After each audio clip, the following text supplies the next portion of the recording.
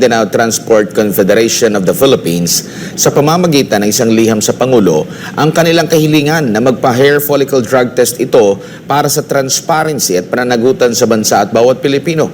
Ang detalye ng balita mula kay Jean Domingo. Given the elevated position you hold as the President of the Republic of the Philippines, the Commander-in-Chief of the Armed Forces of the Philippines, the chief architect of foreign policy that acts as the country's mouthpiece with respect to international affairs, it is crucial that the public has confidence in your personal and professional conduct.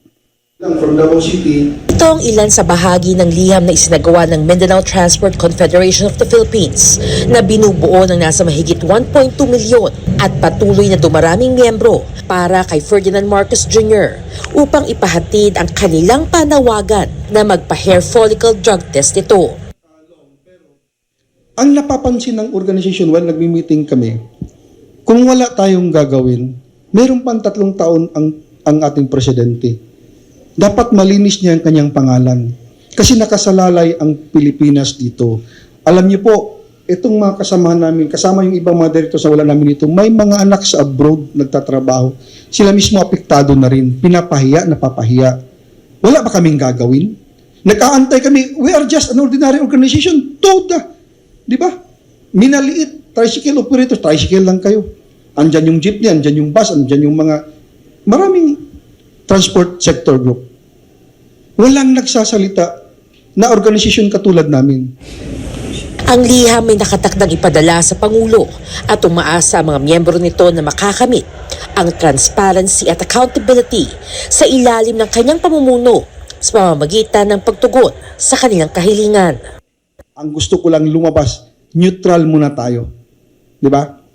Kung pwedeng lumabas yung katotohanan, yun ang kailangan. Kaya nga, kung titingnan nyo sa sulat natin, isa lang ang hiningi ng MTCP, Mr. President. Very simple. Isang hair follicle test and additional request kung po pwede, isa publiko natin para wala na talagang pagdududa. Kasi kami pa rin, no? Kasama ng aking mga leaders, naniniwala sa iyo. Hindi namin yan tatanggalin kasi ikaw yung nakaupong Pangulo. Huwag po ninyong antayin na yung mga makakatulong sa inyo ay mawawala pa sa inyo. So para makita nyo, wala pang perma yung iba. So dito... Sa kabila nito, nilinaw ng grupo na sila ay neutral at walang pinapanigan dahil sila rin ay sumuporta sa kandidatura ni Marcos noong nakaraang halalan. Kaya wala kaming politiko na sinusuportahan. Bakit? Kahit anong mangyari sa eleksyon, mananatili ang aming hanap buhay. Di ba? Yun. So, asahan ninyo, hindi ito ang huli. Kasi kami naman ay mata at tenga ng ating Pangulo. Kung gagawin niya yung hinihingiling namin, tutulong kami sa kanya. Pwede kaming mag-file ng kaso doon sa mga sabi ng bangag siya, ng addict siya, kung may result na negative. Being boss niya. So, to tell you frankly, ma'am, I am a leader during the campaign of BBM. I'm the chief sa Speaker's Bureau of the BBM movement during his candidacy. And this situation ngayon na mayroong mga hindi magandang balita tungkol sa kanya, it really hurts my feeling because he is my president. So, comes this call for him para at least in my own as a supporter of him, I can still be proud to say I am not mistaken of voting him as my president. Anila nakakapagod ng matawag na bangag at adik ang lider ng bansa. Kaya panawagan nila na sumailalim ito sa hair follicle drug test upang mapatunayan na ang kredibilidad nito. Ang nagtulak sa amin na gagawin ito, kasi parang nasanay na lang ang Filipino sa salitang bangag, sa salitang adik, sa salitang walang isip.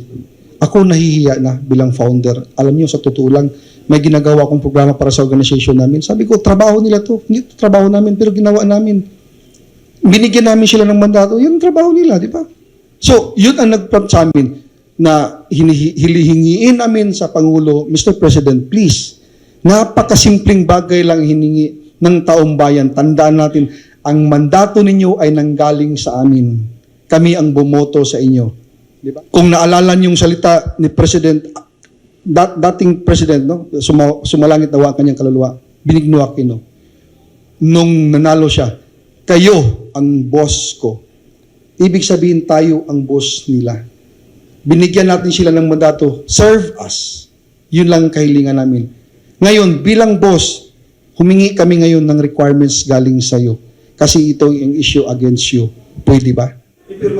Kasabay rin sa paglalahad ng natulang liham ang kanilang panawagan sa mga nais sumuporta sa kanilang adhikain na hindi lamang sa mga kontra sa administrasyon, kundi maging ang mismong sumusuporta dito. Itong Mindanao Transport Confederation of the Philippines, maraming organisasyon, ang hiling ko sa kanila, no? Itong sulat na ito, sana ito yung magbuo sa atin. Huwag po tayong magkanya-kanya. Magbuo sa atin, magbuklod sa atin. Sabayan niyo kami. Manawagan tayo sa mahal na Pangulo kasi naniniwala ako, this time makinig na siya. Bakit? Kami pa lang ang organisasyon na gumawa ng sulat na ito. Ipadala natin through priority mail. Pagkatapos, kami, katulad ng sinabi ng aking spokesperson, magbigay kami ng 15 araw na may action. Para sa Diyos at sa Pilipinas kong mahal, Jean Domingo, SMNI News.